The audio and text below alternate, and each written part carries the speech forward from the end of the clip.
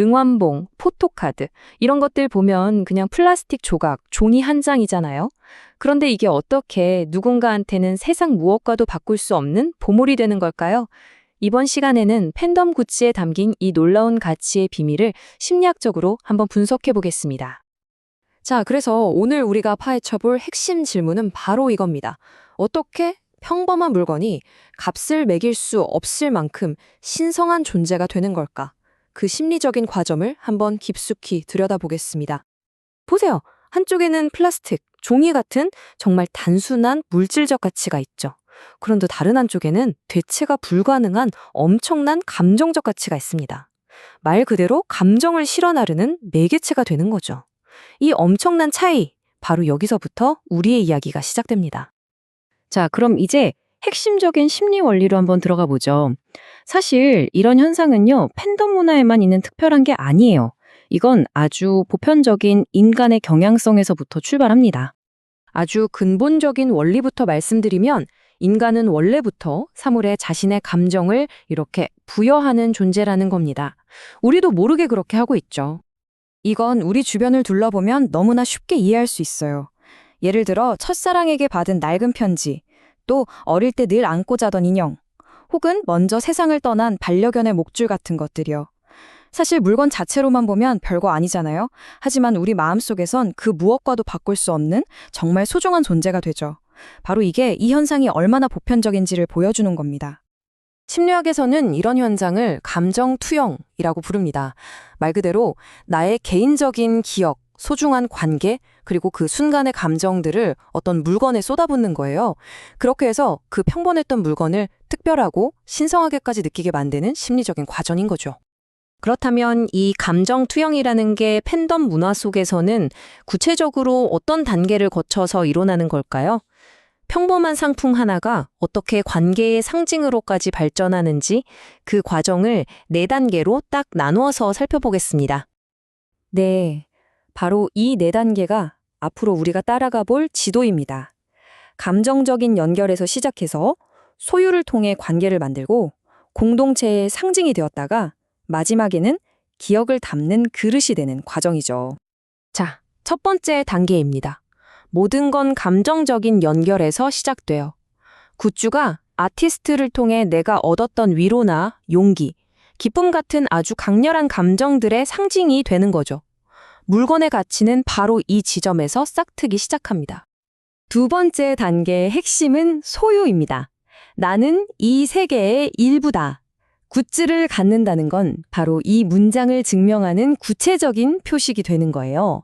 단순히 물건을 사는 행위를 넘어서 내가 그 아티스트의 세계에 속해 있다는 어떤 소속감, 연결감을 느끼게 해주는 거죠. 세 번째 단계에 이르면 이 물건은 개인적인 의미를 훌쩍 뛰어넘게 됩니다. 예를 들어 응연봉 같은 거요. 이건 이제 나만의 것이 아니라 우리 팬덤 전체의 멤버십을 나타내고 또 우리가 공유하는 정체성을 보여주는 집단적인 상징, 하나의 엠블럼처럼 기능하게 되는 겁니다. 그리고 마지막 4번째 단계입니다. 이제 그 물건은요, 아주 특별한 순간들을 고스란히 담아두는 일종의 기억 저장 장치가 됩니다. 콘서트나 팬미팅 같은 아주 강렬했던 경험의 모든 감각과 감정을 그대로 흡수하는 거죠. 그럼 구체적으로 어떤 기억들이 저장될까요?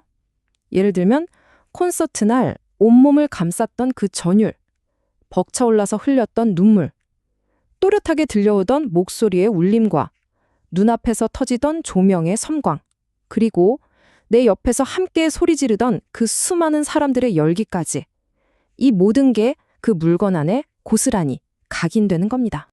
여기서 잠시 흥미로운 지점을 짚어보겠습니다. 바로 종교적 성물과의 유사성인데요.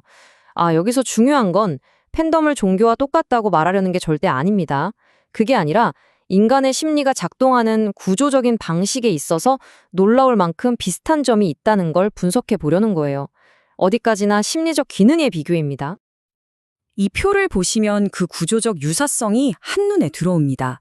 자, 첫째, 연결의 매개체라는 기능. 종교적 성물이 인간과 신적인 존재를 연결한다면 팬덤 굿즈는 인간과 어떤 강렬한 감정을 연결하죠. 둘째, 공동체의 상징. 성물이 신앙 공동체의 시각적 표식이라면 굿즈는 팬덤이라는 공동체의 시각적 표식이 됩니다. 마지막으로 의미의 저장소. 성물에 기도나 구원 같은 감정이 담긴다면 굿즈에는 공연의 감동이나 그걸 통해 얻은 개인적인 변화의 감정이 담기는 거죠. 기능적으로 정말 비슷하지 않나요? 자, 이제 이 분석의 최종 결론에 거의 다 왔습니다. 우리가 맨 처음에 던졌던 질문, 평범한 물건은 어떻게 신성해지는가에 대한 진짜 해답을 찾아볼 시간입니다. 우리가 흔히 아는 착각이 있어요. 그 물건이 희귀해서 혹은 디자인이 예뻐서 특별하다고 생각하는 거죠. 하지만 진짜 가치의 비밀은 거기에 있지 않습니다. 진실은 이것입니다. 사물은 우리의 감정을 담는 그릇이라는 것. 그 자체로 빛나는 게 아니라 우리의 강렬한 감정을 담아내면서 비로소 가치를 갖게 되는 거죠. 그리고 사물은 기억을 위한 장소입니다. 시간 속에 흩어지기 쉬운 소중한 기억들을 붙잡아두는 일종의 물리적인 닷과 같은 역할을 하는 겁니다. 마지막으로 사물은 관계의 상징입니다. 눈에 보이지 않는 나와 아티스트, 그리고 나와 다른 팬들 사이의 연결을 눈에 보이는 형태로 만들어주는 증표가 되는 것이죠. 결국 이 모든 이야기를 한 문장으로 정리하면 이렇습니다. 굿즈는 사물이 아니라 나와 세계를 잇는 감정적 연결선이다. 결국 굿즈의 진짜 가치는 물건 그 자체가 아니라 그것이 나와 나의 세계, 나의 감정, 나의 기억을 이어주는 그 연결선 역할에 있다는 겁니다. 어쩌면 우리가 소중히 여기는 모든 것들의 가치가 바로 이런 게 아닐까 한번 생각해 보게 되네요.